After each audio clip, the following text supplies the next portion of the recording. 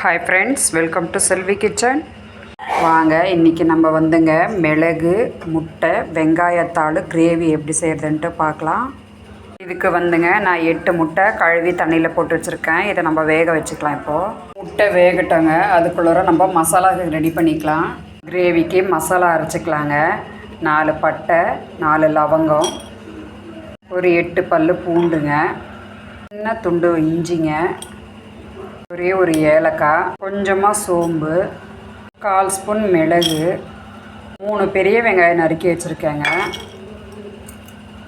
ஒரு கைப்பிடி கொத்தமல்லி, ஒரு கைப்பிடி புதினா, இதுலேயேங்க ஒரு 6 வரமிளகா. எல்லாத்தையும் இப்போ நம்ம மிக்சியில் அரைச்சிக்கலாங்க.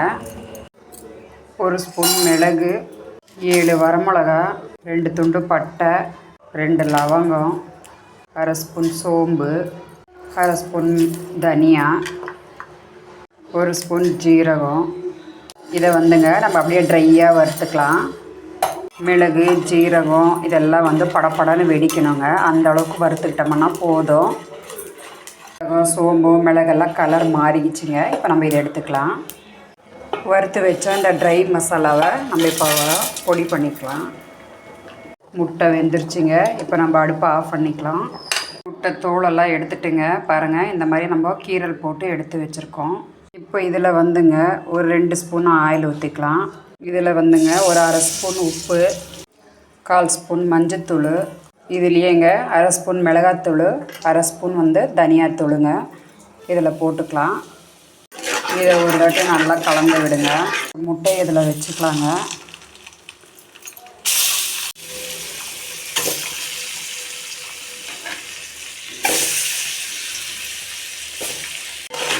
இதை எல்லாத்தையும் இந்த மாதிரி வறுத்துக்கலாங்க. இந்த அளவுக்கு வறுத்துட்டா போதுங்க. இதை நம்ம இப்போ எடுத்துக்கலாம். இந்த மாதிரி எடுத்துக்கோங்க. இதுலேயேங்க நம்ம ஒரு 5 ஸ்பூன் ஆயில் ஊற்றிக்கலாங்க. இப்போது ஆயில் காஞ்சிருச்சுங்க. இதில் வந்து நான் நீளமாக 2 பெரிய வெங்காயம் கட் பண்ணி வச்சுருக்கேன். அதை போட்டுக்கலாம். வெங்காயம் நல்லா கலந்து விடுங்க. இந்த வெங்காயத்துலேயேங்க பொடியே நறுக்குனா ஒரு தக்காளி போட்டுக்கலாம். தக்காளி வதங்கி வந்துருச்சுங்க. இப்போ வந்து நம்ம அரைச்சி வச்ச மசாலாவை இதில் போட்டுக்கலாம். மிக்ஸி கழுவுனா தண்ணியும் இதில் ஊற்றிக்கலாங்க. மசாலாக்கு தேவை அளவுக்கு நம்ம உப்பு போட்டுக்கலாம். முட்டையிலையும் நம்ம உப்பு போட்டிருக்கோம்.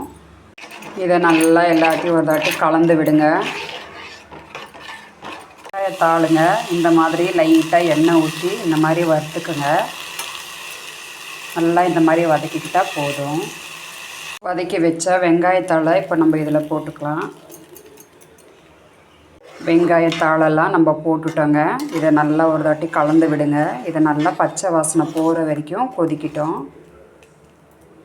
மசாலாலாம் நல்லா சுண்டி திக்னஸாக வந்துருச்சுங்க. இங்கே பாருங்கள், இந்த அளவுக்கு வந்தால் போதும்.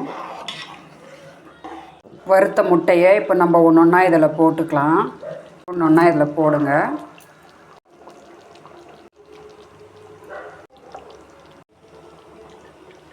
இதை மெதுவாக அப்படியே பிரட்டி விடுங்க.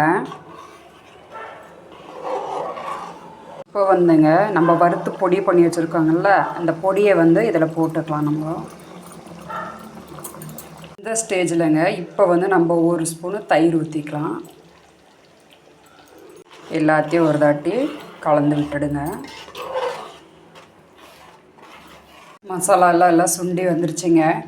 பொடியே நறுக்குனா வெங்காயத்தாள் கொஞ்சம் மேலே போட்டுக்கலாம். நம்ம கொஞ்சமாக கருவேப்பிலை எல்லாத்தையும் ஒரு தாட்டி கலந்து விட்டுட்டு, இந்த வெங்காயத்தாள் முட்டை மிளகு கிரேவிங்க சப்பாத்தி, இட்லி, தோசைக்கு எல்லாத்துக்குமே செமையாக இருக்கும். நீங்களும் ட்ரை பண்ணி பாருங்கள். அடுப்பை ஆஃப் பண்ணிடலாம். நம்ம கிரேவி அப்படியே எடுத்துக்கலாங்க.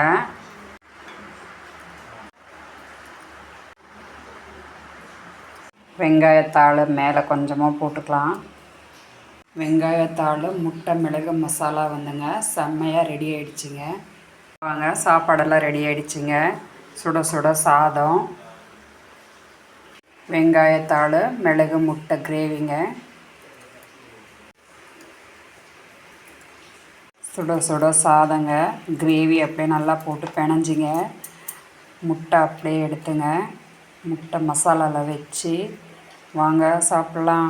இந்த வீடியோ உங்களுக்கு பிடிச்சதுன்னா லைக் பண்ணுங்கள், ஷேர் பண்ணுங்கள், சப்ஸ்கிரைப் பண்ணுங்கள். கீழே வந்து எனக்கு கமெண்ட் பண்ணுங்கள். இந்த ரெசிபியை நீங்களும் ட்ரை பண்ணி பாருங்கள்.